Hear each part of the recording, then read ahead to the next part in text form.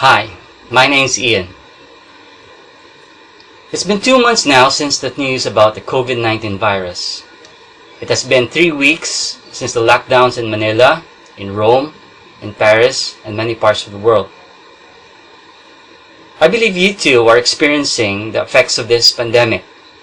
Today I want to give you a message that will help you how to make sense of this chaotic season. Many have pointed out that this is part of the end times and many other doomsday stories. I want to tell you that there is a better explanation for all of this. An explanation that is better than the fear, destruction, doom, and judgment others are speaking about. The reason why we are experiencing this turn of events is because the world is undergoing a change of seasons. In the Middle East, I experienced sunstorms to mark change and welcome the cold months. In cold places, the fall of leaves is a sign for the coming winter. This pandemic is one sign for the change of seasons. Let me reframe what the end times used to mean.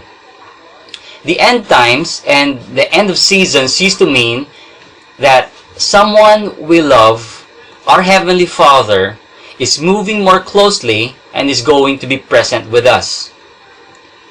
Someone who loves us will make His presence more felt.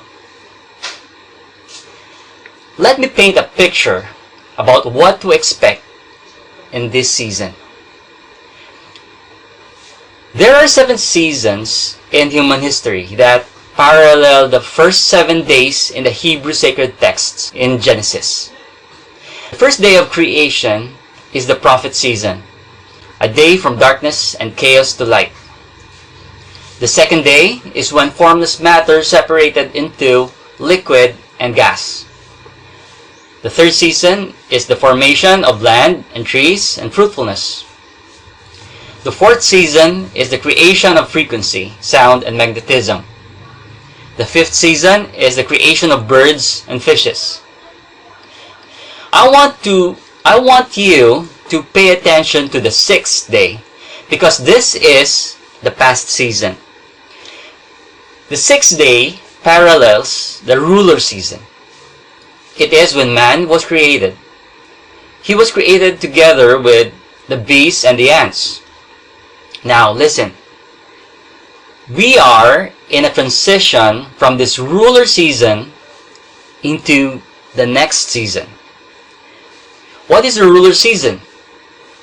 It is the experience of man physically ruling over the earth's resources. We can see many of the past seasons' highlights. One is in manufacturing. It could also be seen in the 2 world wars in 1914 and 1939. It is also seen in high-rise construction, in wholesale mining, and in fishing. Let me ask, what do you think is the next season? What did God do on the 7th day? Yes, He rested. What does it mean to rest? A few years back, I heard the Father tell me to resign from my job. I work in construction in one of the fastest growing cities in the Philippines. I kind of like my job. But I also sense the change. I was dissatisfied in my job. The Father told me to leave my work and take rest. Unfortunately, a big part of my identity is deeply intertwined to my job and having a salary. So, when I heard that the Father wanted me to rest for the next year, I was horrified. He assured me, telling me that, Ian, you stay and rest in my presence, and I'll be the one to provide for you. I still felt disturbed. I was restless and impatient. I could not stop analyzing. I could not rest. I could not trust that my Father can totally take care of me.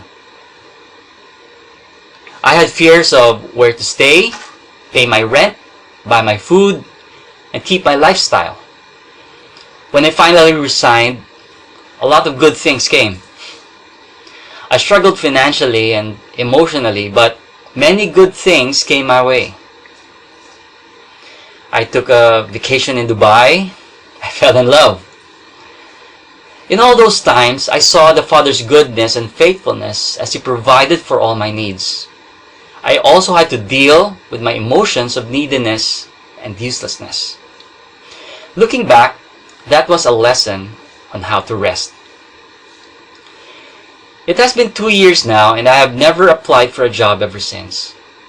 I am also growing in confidence in how powerful and how faithful my God is. No corporate training or church lesson taught me this. When you work on the Father's schedules, you gain wisdom that is priceless. I gained the ability to rest and to trust my Heavenly Father. My friend, this is the mercy season. We have seen the first economic recession in the Depression of 1929. Ever since, there were periods of recession in roughly every 7 years.